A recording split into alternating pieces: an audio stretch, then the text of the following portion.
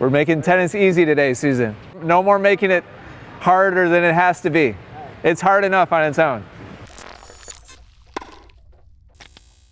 I'm gonna play through 2 slow motion forehand volleys from Roger here. And I want you to keep an eye on his chest. He's got this writing on his chest. And tell me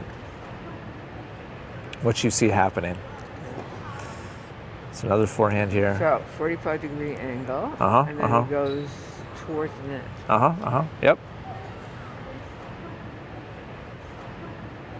Yep, you're gonna see that same pattern play out.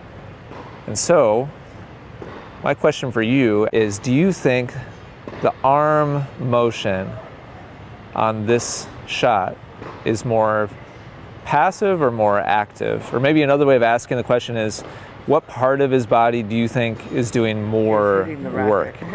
Watch his hips. I assume his hand must be relaxed. Yeah, his momentum overall is transitioning forward through the shot. Yeah.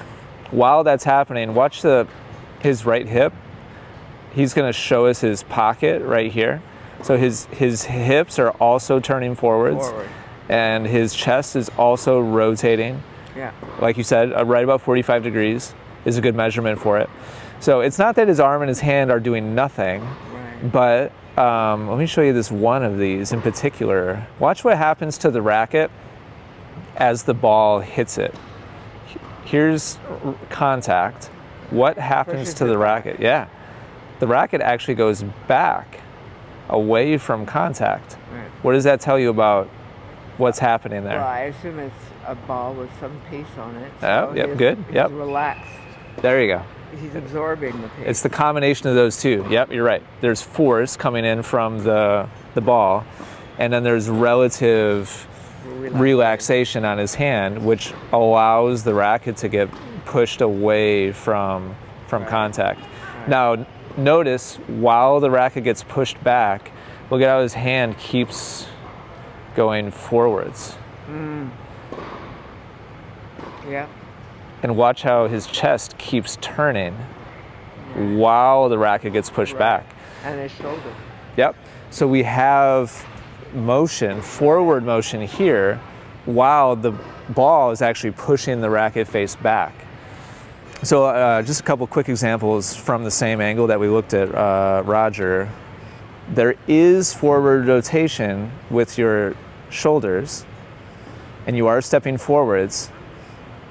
But just look at how your hand, and if I play these, I'm just going to play a bunch of these in full motion. I just want you to watch the motion of your hand and your racket. How kind of hand dominant it is compared to Roger's, which was much more body dominant. So as long as we have this big hinge, it's very, very difficult to be consistent with where the ball goes. So where I'd like you to start, Susan, is right up next to the net. You can go nice and close. And we're just going to practice together shadowing from a ready position. The first move, exactly what you said, is taking the chest and turning it 45 degrees to the right. And then from there, we're going to take a step with your left foot and then simply take that 45 degrees and push it forwards. And so the motion here is 45-degree turn forwards while just extending the hand out towards the other side. Yep.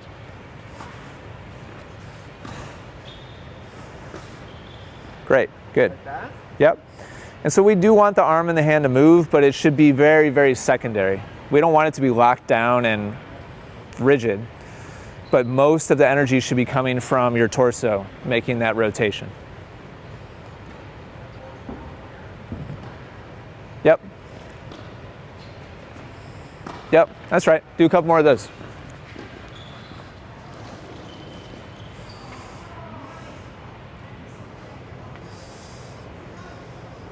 So check these out. It's looking really nice. Watch your movement on the last couple. Compared to how you were moving your body before, do you see how this would be much more precise? Yeah. Now the angle of the strings is staying very steady and constant. There's no more flipping or twisting or like hinging. Right. Now everything's maintaining a very steady, solid plane as you go through. And so the results off your racket will be very, very predictable. This is where precision comes from on volleys. It's by using your body so you can relax your arm. Okay. So we're flipping I like what you said, the mechanism. We're now empowering the body so that the arm can be more precise and passive. That make sense? Yeah, it does. Because when I watch people volley on TV, I know they're coming down, but I never knew how they did it. Now I know it's the body turning. Yeah, and that allows the arm to be really calm and smooth. Right. And so it's not that they're like muscling it. Yeah, no, definitely not. All right, so go ahead, do 2 more of those practice ones. I'm putting this wood in with it. Oh, I love it, love it. 1 more of those, and now on this one, I'm just gonna toss the ball right there. Good, another one of those. Oh, I went under. Let me show you the difference between those 2. This is key, this is super key. And you're gonna have to mentally keep very close tabs on this. Yeah. Now, I want you to watch the racket face and watch your hand and arm. It's really good, it's really stable, very, very steady. Now watch the racket face on the second one. Yeah. And so on this one, your arm was like, wait, I want to come to the party too. Like, give me something to do, give me a job. And so you're starting to twist and turn it again. And we got to keep that passive from the shoulder down. Yeah. Like we just want to set that position and then just maintain it. And that's all we're looking to do. All right, 2 more practice ones, and I'll toss you underhand again. Passive arm. All right, same thing. Passive arm. Fantastic. Passive arm. Good. 2 practice ones. Really good, Susan. I changed it a little bit with the ball. Passive arm. There was a flip there. Yep. You're fighting it. I see you fighting it, but we got, just, if we could somehow like Novocaine or something and just make it like 2 practice ones, that's probably not legal for me to do that. Here we go. Passive arm. Better. Better, better. Relaxed arm on all 4. Use your body to turn through. Good. Flip on that one. You're starting to flip it again. Okay. We're getting it though, we're getting it. The more I give you, the more you're going back to the old... it gets faster. And then Yep. Bunch of good ones in here though. Your shadows all look fantastic. Look at how you're moving. That's always the easy part. Right. When the ball's not there. Your arm, your racket face is staying really nice and solid and steady. There's no flipping or twisting. And a bunch of the hits are great too.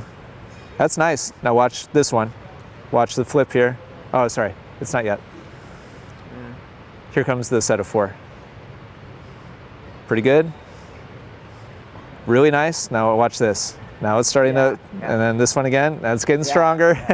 And it's like the more rapid fire it gets, the more you're wanting to go back to the arm taking over. So it's staying relaxed no matter the pace.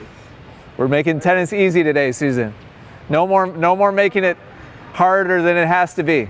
It's hard enough on its own.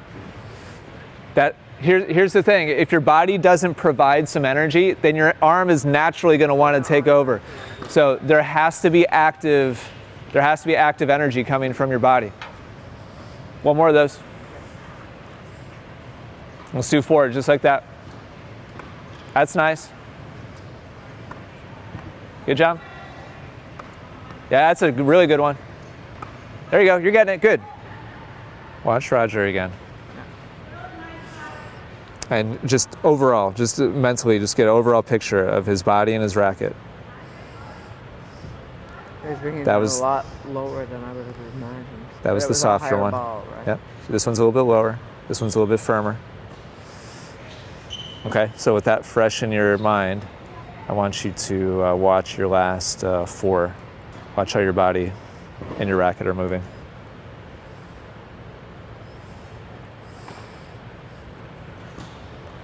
See how it's coming from the body now? Yeah. Now the racket's much more passive and it's stable and steady. And so as you get more and more comfortable with this, your results are going to get more and more and more steady.